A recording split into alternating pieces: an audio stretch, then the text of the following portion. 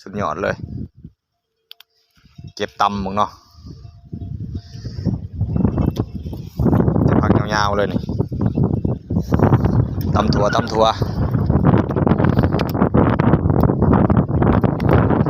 กทายสบายดีพี่น้องไม่ได้ออกหน้าเนาะมาเนี่ยมาเก็บบักถั่วบักแตงเนาะมาเนาะวิถีชีวิตบ้านๆเนาะนี่หนุ่มไทยบ้านนอกเนาะกดไลค์กดแชร์กดติดตามด้วยพี่น้องแดดซองรีวิวตาในจังหน่อยนะมันกูอยากเห็นเนาะแสงแดดมันกาลินี่ตอนนี้ก็เวลา11 โมงเลยนี่คือหมกถั่วครับถั่วหมกแตงครับปลูกในสระเลยกำลังออกมาเก็บชมวิวแดดจัดเลยมันนี่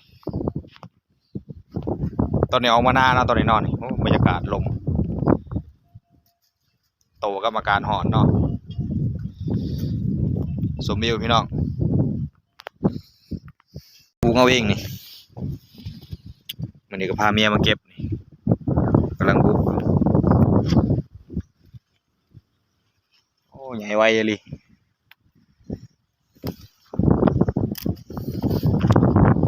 แตงมีอยู่ป่ะหมกแตงมีแต่ดอกว่ะ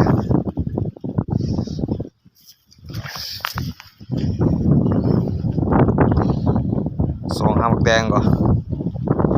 ลืมตังบุมีป่ะหมากเดียวนะป่ะหมกแตง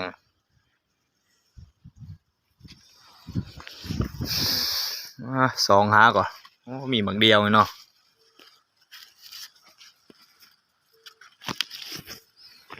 ลายแต่หมึกถั่วพี่น้องถั่วมีลายอยู่นี่เมียเก็บกำบางใหญ่เลยทอพี่แข็งเลยนี่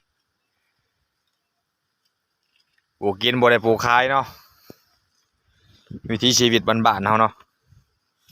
ฝากกดไลค์กดแชร์กดติดตามด้วยพี่น้องเด้อ14ทั้งภายในและก็ต่างประเทศเนาะไม่ว่าสิเป็น14ฝั่งไทยฝั่งลาวเนาะ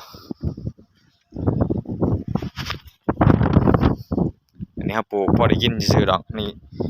คือผักบัวเนาะภาษาไทยเอิ้นต้นหอมนี่กำลังเป็นหัวเลยนี่หัวกำลังงะนี่หัวบุกใหญ่เลยนี่นี่คือต้นหอมเนาะภาษาไทย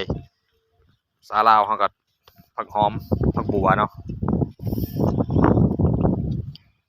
ผักหอมปลอมเนี่ยก็ดอกขาวเลยนี่โอ้ยแต่บางใหญ่ๆดีเลยพี่น้องสุดยอดเลยนี่โอ้หมกถั่วนี่ขอแต่ดูฮดนั่นเลยกินเนาะ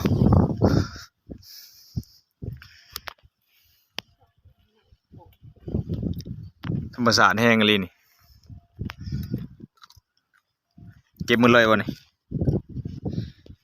เก็บมือเลยตัวใหญ่จงไว้แต่ตัวน้อยเนาะปลาไว้มันก็แก่ซื่อ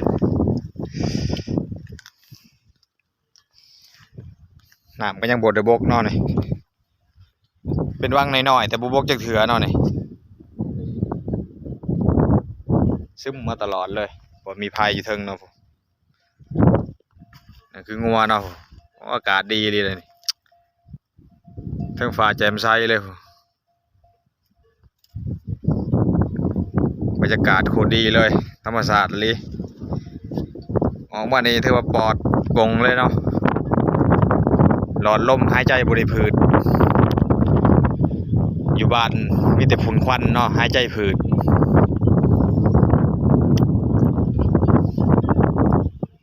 เอาสำเร็จก่อนพี่น้องฝากกดไลค์กดแชร์กดติดตามทั้ง2 YouTube เนาะ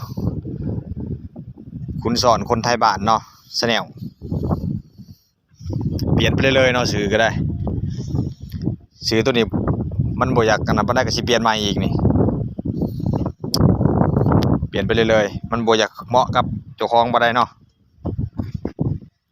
บ่อยากเหมาะกับวิถีชีวิตแล้วเปลี่ยนไปใหม่อีก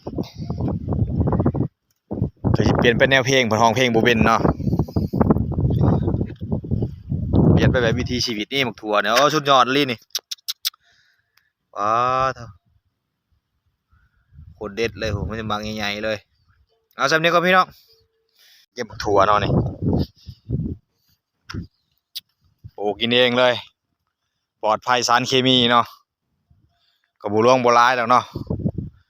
พอได้แก้ไขในครอบครัวเนาะพอบ่ได้ซื้อได้หาเนาะหมากยาวเลยนี่นิ่นๆเลยนี่โอ้สุดยอดเลยเก็บตำมึงเนาะจะพักยาวๆเลยนี่ตำถั่ว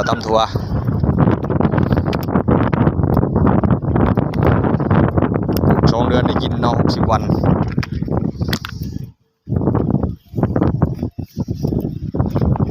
ดูเลยได้กินเนาะขี้ขาดแล้วกันก็ได้กินคือกันเนาะขอแต่มีเงินซื้อ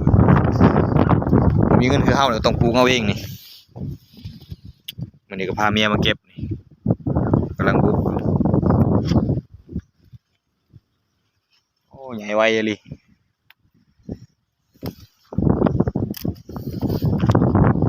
แตงมีอยู่บ่หมกแตง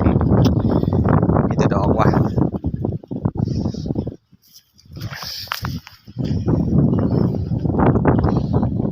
2 หาหมกแตงก่อนลืมตังบ่มีบ่หมากเดียวนะบ่หมกแตง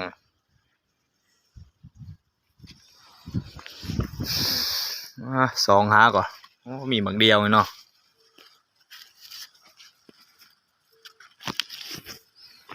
ลายแต่หมึกถั่วพี่น้องหมึกถั่วมีลายอยู่นี่อ๋อเมียเก็บกำบางใหญ่เลยทอพี่แข็งเลยนี่ปลูกกินบ่ได้ปลูกขายเนาะวิถีชีวิตบ้านๆเฮาเนาะฝากกดไลค์กดแชร์กดติดตามด้วยพี่น้องเด้อ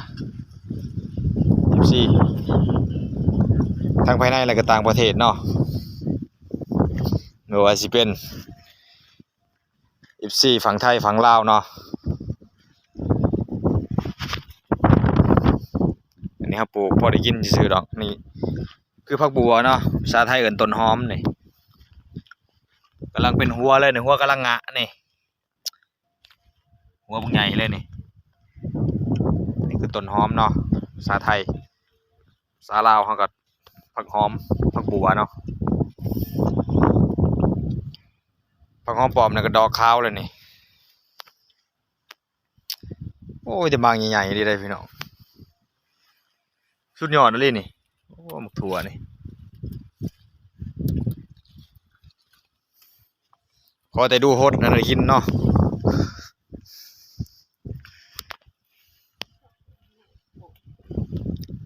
ธรรมศาสตร์แห้งเลยนี่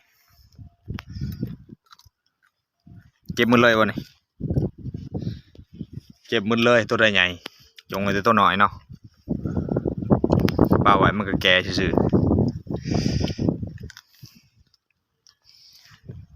น้ำก็ยังบดได้บกเนาะนี่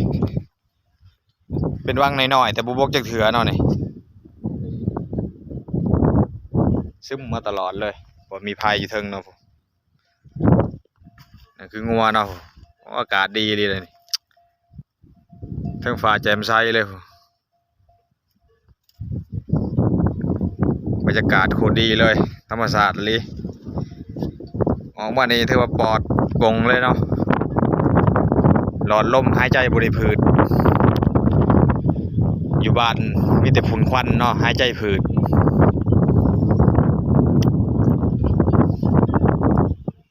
เอาสำเร็จก่อนพี่น้องฝากกดไลค์กดแชร์กดติดตามทั้ง2 YouTube เนาะคุณสอนคนไทยบ้านเนาะแนลเปลี่ยนไปเลยเนาะสื่อก็ได้สื่อตัวนี้มันบ่อยากกันนะบ่ได้ก็สิเปลี่ยนใหม่อีกนี่เปลี่ยนไปเลยมันบ่อยากเหมาะกับเจ้าของบ่ได้เนาะบ่อยากเหมาะกับวิถีชีวิตแล้วเปลี่ยนไปแนวใหม่อีกก็สิเปลี่ยนไปแนวเพลงเพิ่นร้องเพลงบ่เป็นเนาะเปลี่ยนไปแบบวิถีชีวิตนี่หมกถั่วเนี่ยโอ้สุดยอดเลยนี่ว้าว